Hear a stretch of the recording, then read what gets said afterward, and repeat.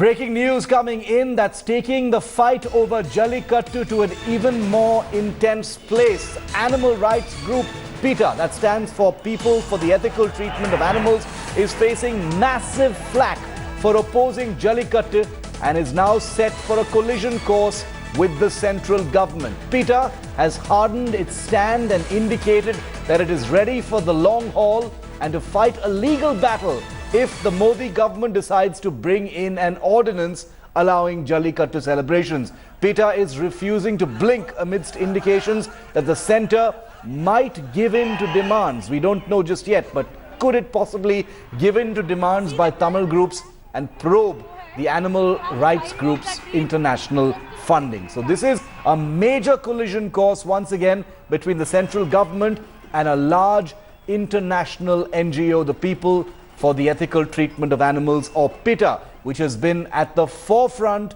of opposition to Jallikattu. Well, PETA's finances are firmly and officially now under the scanner. Here's what Union Minister Pon Radhakrishnan had to tell India Today. Yesterday, the AIADMK General Secretary said we will do everything in our might to throw PETA out. What is the state government's centre stand on that?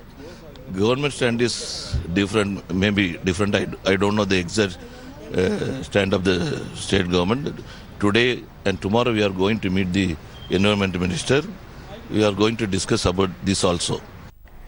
Joining me live this evening from Tamil Nadu, we have with us Balakumar Sobu. You've seen him a few times this week here on India Today. He's an organizer of the Jallikattu ritual and an outspoken, member of the tradition as well. Welcome, Balakumar. Thanks for speaking to India Today. Also with us, Akshita Nandagopal at Marina Beach. She continues to be there with us. Also, Revati is at the epicenter of the Jallikattu tradition in Madurai. Balakumar, what is the plan now? The Modi government has said that, has indicated that an ordinance is not possible now because the matter is sub judice. They have not indicated any concrete movement. The Supreme Court has not taken cognizance of the protests taking place in Chennai and across Tamil Nadu.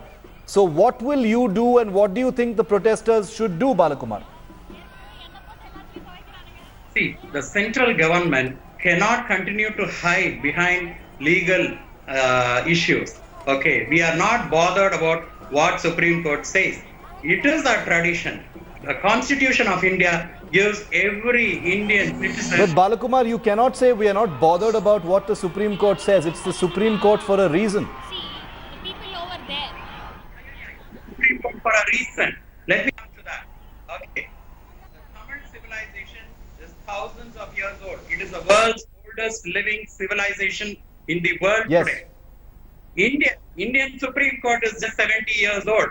We are thousands of years old. We are the largest, oldest living surviving civilization. And we have survived the British, everybody. And now the Indians. Come on. What are you trying to do here? You want to deride us? You want to, any issue you take, the central government is anti-Tamil. You take the Kaveri issue. What happened? Did we get justice? The same Supreme Court asked to release water from 12,000 comes to 10,000 cusecs. So let's talk about the immediate issue at hand, Balakumar. Currently schools and colleges across Tamil Nadu have been closed over this particular issue. Thousands, if not lakhs of people, are at Marina Beach and other locations. Tamil Nadu is a progressive state, an industrial state. Many people describe it as one of the engines of our nation. The question to be asked now is, can this peaceful protest be set aside and the larger movement for Jallikattu continue? Or is it going to be a kind of people's movement like we're seeing right now at Marina Beach, and that's going to continue indefinitely? Because many people will want to know that. Whether we like it or not, it is a huge people's movement. The youth of Tamil Nadu have taken it upon themselves to come forward to save our farmers. That is something we should understand. It is not like, some of the channels were telling us that we are not bothered about 100 farmers who died of drought. Come on, that is a cause that is pushing our youth to come for Jallikattu. I'll tell you, these issues are all connected. Few months back, we were hit left, right, and center in Karnataka. We did not react. We were still a peace-loving state. We are still, even today. Yeah, that is one thing I would like to say. Because That, of which, Balakumar, I completely agree with you on that point. Give me 1 minute. Yes. Yes. Because of that, today we have lost more than 100 farmers. Every Tamil is guilty because we did not play a role in to save our farmers of Tanjavur Delta. The rest of Tamil Nadu is a dry, arid belt. The rest of Tamil Nadu is dependent on livestock keeping. The Jallikattu ban is striking at the heart of livestock keeping. For the past 2 years, Tamils have taken it softly. But seeing 100 and more people dead because of lack of water in Tanjavur Delta, absolutely. the rest of Tamil Nadu, your point is taken, Balakumar. But one thing I can say about the protesters right now, the one thing we can say about the protesters and the masses who have collected at Marina Beach is, and I can tell you I speak personally and I speak for India Today as well, is it has been a peaceful protest. It has been a very eloquent protest. People have put forward their views in a peaceful manner. There have been no incidents of any kind of violence or misbehavior, at least nothing that has come out in public so far, and we hope nothing ever does. So we would like to commend the people of Chennai and across Tamil Nadu for the peaceful manner in which this protest has actually taken place. Akshita Nandagopal is with me at the epicenter of what is being described as Tamil Nadu's Tahrir Square in some ways. Akshita, it's only been intensifying. The numbers are only growing, Akshita, right there at Marina Beach. You can say we want Jallikattu, we want Jallikattu. Absolutely. Shiv, I keep thinking that this is the limit, that Marina Beach can't hold any more people. 10,000, possibly 1,000 more people join in, and there's still so much of excitement, there's so much of energy here. The sun has set, but you see the crowds here. And I want to point out, Shiv, I've got a couple of UPSC aspirants here who've been here from morning, who've been here with the Jallikattu protest. I want to get in their word quickly. There are some who say that, maybe this is an unorganized protest. This is a bunch of youngsters who are very enthusiastic about Jallikattu and have come together for that. What is your message to those people? So to all the intellectuals sitting over there in the AC room, so my answer is, this is in your terms it is a leaderless movement, but everyone participating here is a leader, right? So this is no more an unruly and leaderless movement, and this is gaining energy day by day and inch by inch, and this is converting into a movement. So Okay.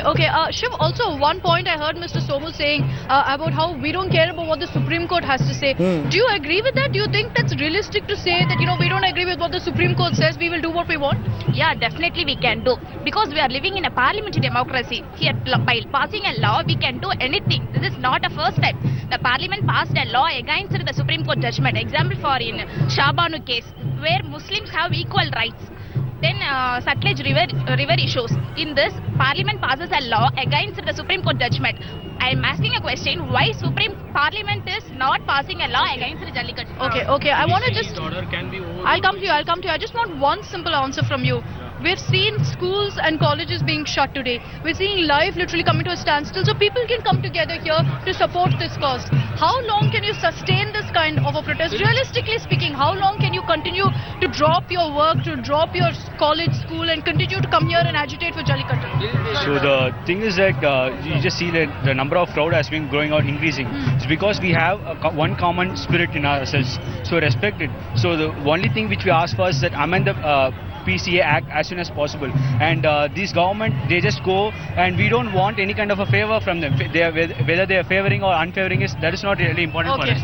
So we want it to amend the PCA Act as soon as possible. So they're sticking to their demands essentially. If they're maintaining that come what may, they will continue their protests here at the Marina Beach and even spread it across Chennai and Tamil Nadu. Absolutely. Akshita, stay with me. Akshaya Nath, our other young colleague, is also with us from Marina Beach. She's been talking to her sources in government in Tamil Nadu as well. Akshaya, what are you hearing? Mr. Paneerselvam, the Chief Minister, was here in Delhi earlier this morning. He's back in Chennai now, I hear. What are you hearing from the government about what their next strategy is going to be? Because the movement you see around you, Akshaya, is non-political. There are no netas there. Yes, it's a political movement by the people through the social media platform that is available for them. And I've seen that people have been coming in thousands and thousands after seeing the kind of coverage and also the kind of crowd and the impact. To answer your question, I have a gentleman who was called on the first night to have a talk with the minister here. Let me cut across to him and ask him what they had proposed to him. What was the proposal kept by the government? Yeah, they just told us like maybe OPS India. All right, we've unfortunately lost that video link with Akshaya, but we'll come back to her. I want to quickly bring in a word from Madurai, which is really the heartland as far as Jallikattu is concerned. Revati, our colleague, is there. Revati, disappointment for the people in those villages you've been reporting from near and in and around Madurai because of the ordinance not happening, for Jallikattu. But what are the people there planning to do now? Pongal is over, but the spirit of Jallikattu is very much alive in this mass protest that's taking place. So what is Madurai and those villages, what are they going to do?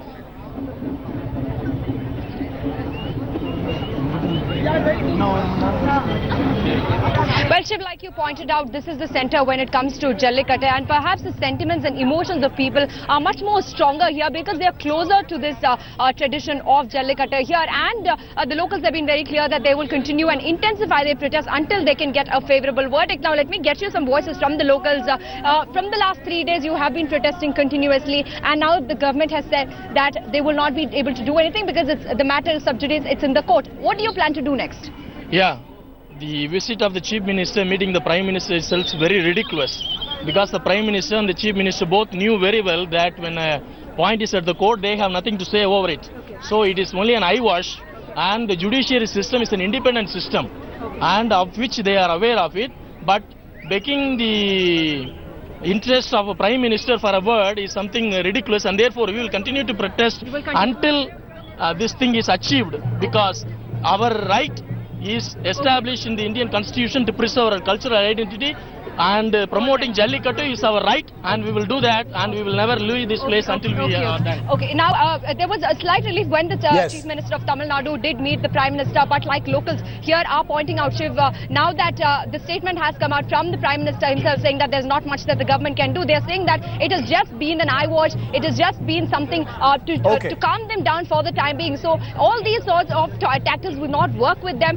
until the ordinance actually comes forward. And actually, so it's going to be very interesting. It's actually going to be very interesting to see what happens to this protest. Given its very organic, viral nature, like Akshita was just pointing out, the fact that it, was mobilized over WhatsApp and Twitter and Facebook and text messages on smartphones. Is it easy for a movement like this to suddenly unravel? There are practical questions to be asked. There's been immense non-stop support that's been pouring in for the Jallikattu cause from every corner of Tamil Nadu. Actors, directors, choreographers from Kollywood have raised their voices in support of the ancient Tamil tradition of Jallikattu. The latest to join the chorus is music maestro A.R. Rahman, who will be fasting on Friday in support of Jallikattu. He put out this tweet a short while ago saying, "I'm fasting tomorrow to support the spirit of Tamil Nadu."